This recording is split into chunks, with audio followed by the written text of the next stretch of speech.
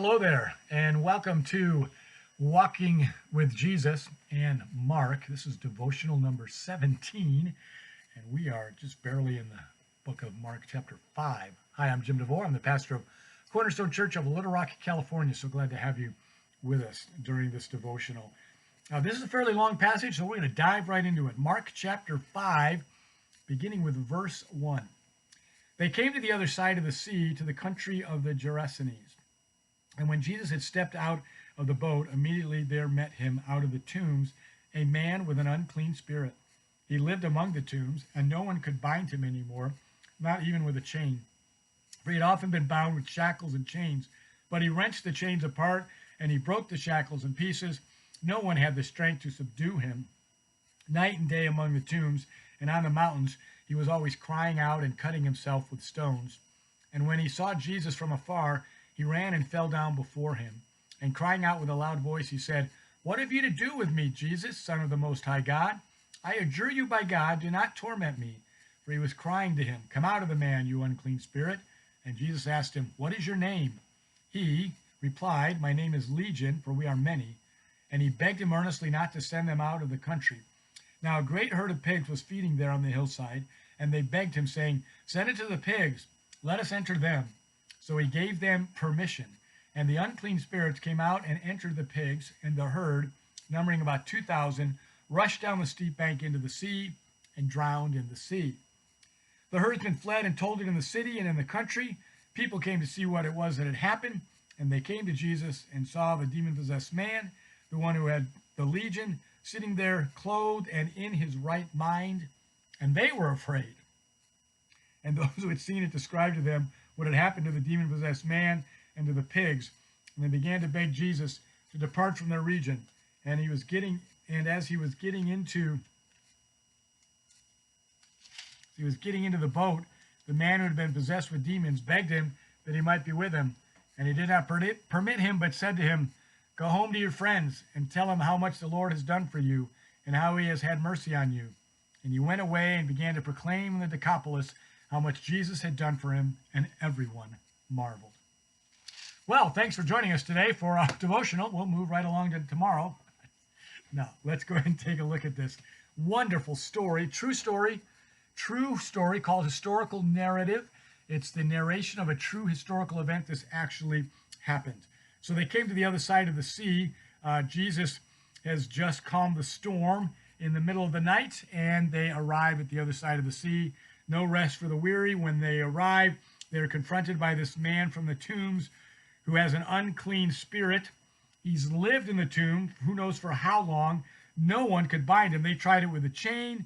They tried it with shackles, and he always managed to have some type of brute strength to break it free. But this is a demon-possessed man.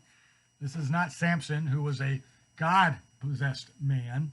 This is a demon-possessed man who's dangerous, not only to the people around him, but to himself. No one had the strength to subdue him, it says in verse 4. Night and day among the tombs on the mountains, he was always crying out and cutting himself with stones. This is one troubled individual, completely demon-possessed.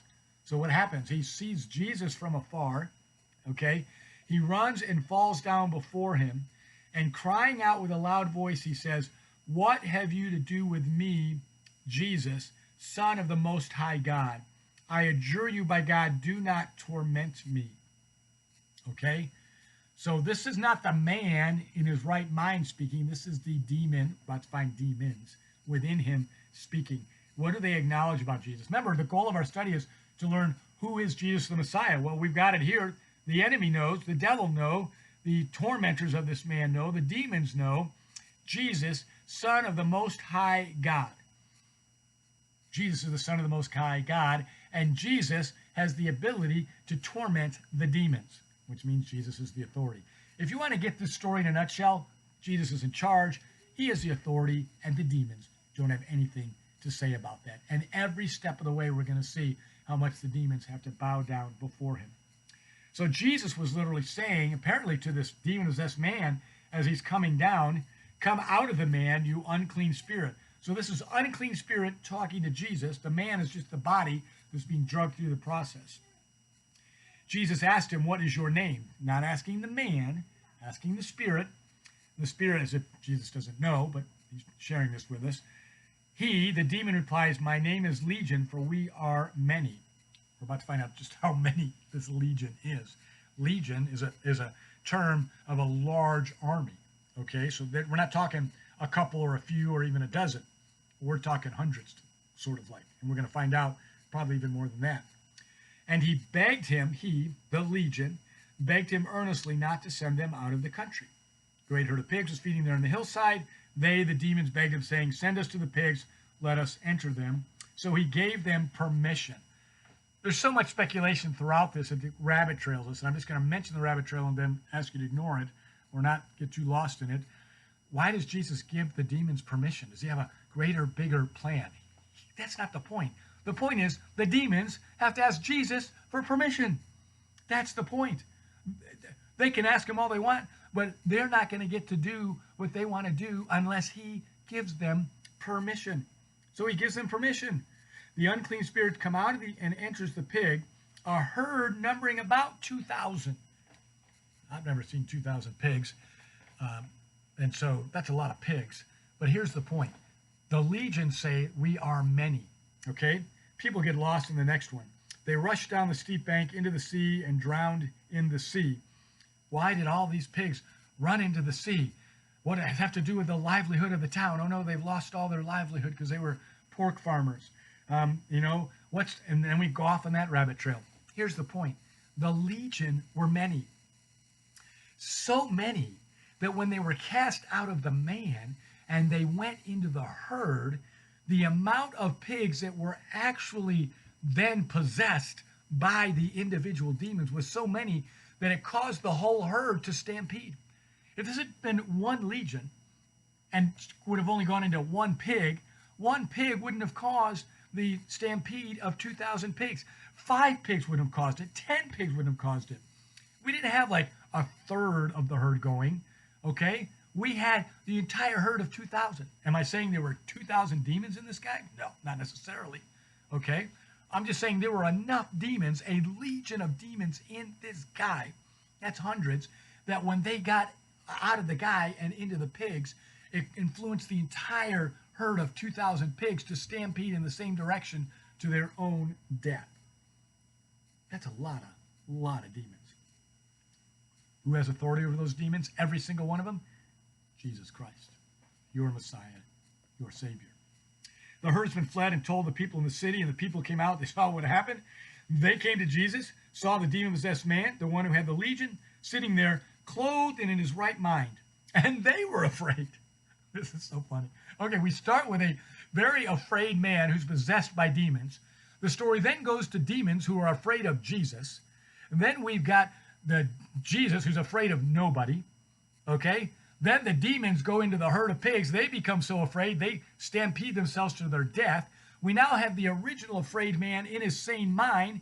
The neighborhood comes out. The city comes out to see the previously possessed and scary man in his sane mind. And now they're afraid. What are they afraid of? Because they realize that over all of their influence with this demon-possessed man, they shackled him, they chained him, they tried everything. They couldn't control him. That this man from nowhere steps off a boat, makes the man sane, and causes their pigs to go into the ocean and kill themselves. They are afraid of this man. Immediately, this city, this town, realizes that this man is greater than any power they've ever seen that wrestled with this guy previously. That this man controlled enough demons that they caused a whole herd to go in to their death. They're afraid of this man, Jesus. So their next statement is not about, oh, we've lost our livelihood. Oh, we wish we had the demons back. Oh, we don't want you, Jesus. They're afraid. Like, we've had one scary thing go on for a long time. That guy lived in the tombs, and he was dangerous. We could keep him confined, but we couldn't save him. We never knew it was going to happen. But you are greater than he is. Could you just leave our presence? We don't want to deal with you. They began, verse 17, to beg Jesus to depart from their region. They wanted to get rid of him, just out of sheer fear of the power before them. Okay? It's kind of what people do today. I don't even want to acknowledge Jesus. I don't want to think about him. I don't want to take him seriously, because if I do, I'm going to have to acknowledge the power I need to submit to. But here's an interesting kind of twist to this story. As Jesus was getting into the boat, verse 18, the man who had been possessed with the demons, who's now in his sane mind, begged him that he might be with him. Jesus did not permit him to go. Go home to your friends and tell how much the Lord has done for you and how he has had mercy on you. Previously, what has Jesus said? Hey, go into town, meet with the priest, don't tell anybody what happened. Of course, those guys went anyway.